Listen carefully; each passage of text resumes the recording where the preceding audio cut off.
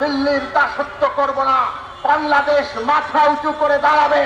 ন্যায্যতা আর অধিকারের সমতার ভিত্তিতে সুসম্পর্ক রাখতে যদি চান সুসম্পর্ক থাকবে, আর না হলে বাংলাদেশের মানুষ কোনো দাসত্ব মেনে নেবে না।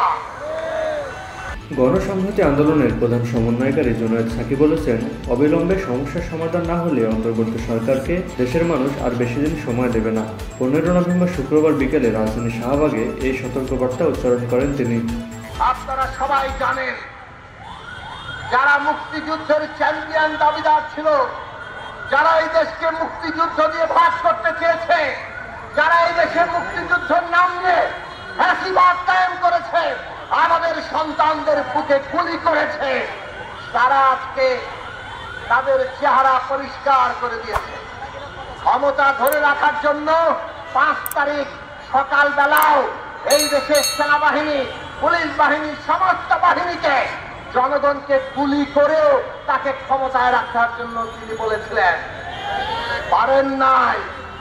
এখন ভারতের পায়ে ধরেছেন, ভারতে গিয়ে আশ্রয় নিয়ে বাংলাদেশে বলছেন ডোনাল্ড ট্রাম্পের ছবি নিয়ে মিছিল করতে, আর তাতে হামলা হলে উনি আমেরিকান লিঙ্কে পাঠিয়ে দিবেন যে এই দেশে ডোনাল্ড ট্রাম্পের সমর্থকদের উপর হামলা হচ্ছে।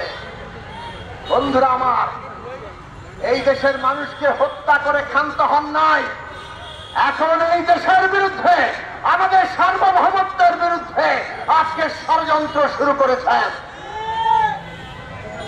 আজকে সে কারণে বাংলাদেশের সমস্ত সংগ্রামী মানুষকে, ফ্যাসিবাদের বিরুদ্ধে যারা লড়াই করেছে, সকলকে ঐক্যবদ্ধ থাকতে হবে আমাদের সার্বভৌমত্ব রক্ষার জন্য।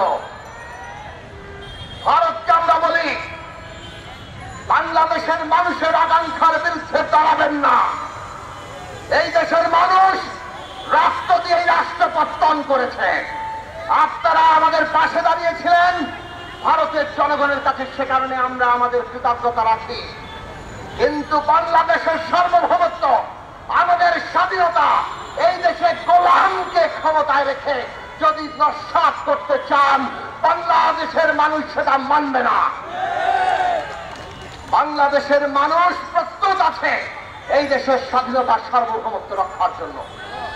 মৌলানা ভাসানী দিশা দিয়ে গিয়েছিলেন, পিণ্ডির জিঞ্জির ছিন্ন করেছি দিল্লির দাসত্ব করার জন্য নয়।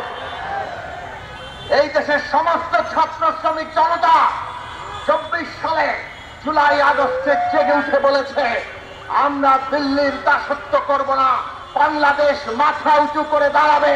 ন্যায্যতা আর অধিকারের সমতার ভিত্তিতে সুসম্পর্ক রাখতে যদি চান সুসম্পর্ক থাকবে, আর না হলে বাংলাদেশের মানুষ কোনো দাসত্ব মেনে নেবে না।